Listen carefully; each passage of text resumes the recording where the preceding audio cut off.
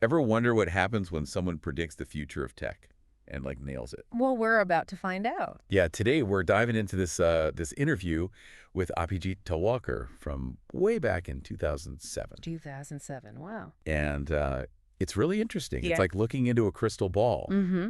So we've got this social media post that's sort of resurfaced, and it's got everyone buzzing because Talwalkar, he was the CEO of LSI Corporation back then. Big company, huge in semiconductors. Exactly. And he laid out this vision for the future of storage and networking. Which is more relevant now than ever before, let's be honest. So our mission today is to look back at his predictions. Okay. And see how they've held up in our tech-driven world. I love it. It's like a time capsule. Yeah. But before we jump in, we really got to set the scene. Okay. Because 2007 was a whole different world. Oh, yeah, totally. I mean, think about it. The first iPhone had just launched. Can you imagine? I know, right? Like, that was cutting edge back then. Cloud computing was just a whisper. Most people didn't even know what it was. Yeah, nobody heard of it. And social media was just starting to gain some traction. Like MySpace? Facebook was still pretty new. Totally. Yeah. So different. So now enter Abhijit Talwalkar. Okay. Already a big name in the industry. Oh, yeah. He took over LSI from the company founder, Wilfred Corrigan. Wilfred Corrigan, that's right. Yeah.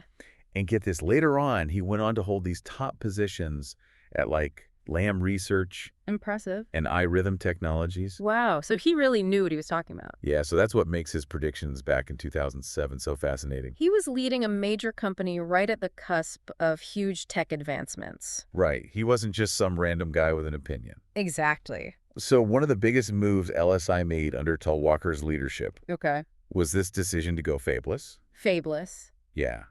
So basically, they stopped manufacturing their own chips. That's a big deal for a semiconductor company. It was a huge gamble.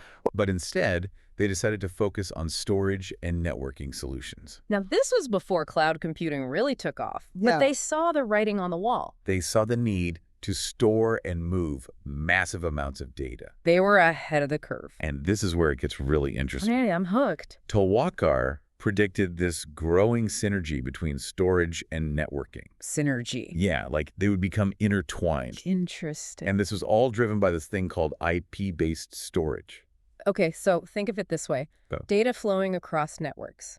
Like electricity. Exactly like electricity. Wow. And that vision, that was really the foundation for the cloud as we know it today. Yeah, that's incredible. The cloud needs both vast storage and high-speed networks. To work seamlessly. Yeah, and Talwalkar, he saw that coming back in 2007. Amazing. It's really remarkable. And LSI was right there on the front lines, especially with their development of serial-attached SCSI or SAS technology. Ah, SAS, the unsung hero of data centers. All right, can you break that down for us? Sure. Imagine a library with millions of books. All right. SAS is like this super efficient system for organizing and accessing all those books. Instantly and reliably. Yeah. So it really revolutionized the way data centers store and manage information. Which is crucial in a world overflowing with data. Absolutely. We're generating more data than ever before. So while LSI was making these strides in storage and networking, they also made a decision to pull out of some other markets. Like mobile and consumer electronics. Right. Why do you think they did that? Well, it really shows their laser focus. Okay. They weren't trying to be everything to everyone. They had a specific goal. Exactly. They wanted to be leaders in storage and networking. And that strategy paid off. Oh, yeah. Big time. In 2014, LSI was acquired by Avago. Which later became Broadcom. Right, for a staggering $6.6 billion. That's a lot of zeros. That's right. Their success was a testament to Talwalkar's leadership and his vision for the future. He made some bold moves, and they paid off. Absolutely. So let's bring it back to today. Okay. Have Talwalkar's 2007 predictions come true? I'd say they have in a big way. I mean, think about the sheer amount of data we generate today. It's insane. It's mind-boggling. With AI, the Internet of Things, and the ever-expanding cloud. It's exploding. His insights are more relevant now than ever. He predicted that storage would become IP-centric, meaning connected via the internet. Right. And that storage and networking would converge. He was spot on. He was ahead of his time. So what can we learn from all of this? I think it shows that identifying key trends early on can have a massive impact. Like having a crystal ball. Exactly. Right. Talwalkar recognized those signals back in 2007, and it allowed him to anticipate and shape future innovations. It really makes you wonder what other breakthroughs are just around the corner. What do you think is next for storage and networking?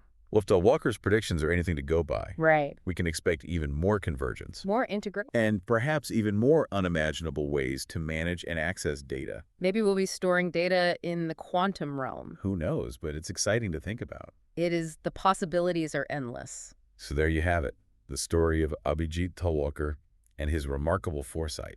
It's a reminder that the future is always unfolding. And that by paying attention to the signals, we can catch glimpses of what's to come. And maybe even play a role in shaping it. That's the power of vision. Exactly.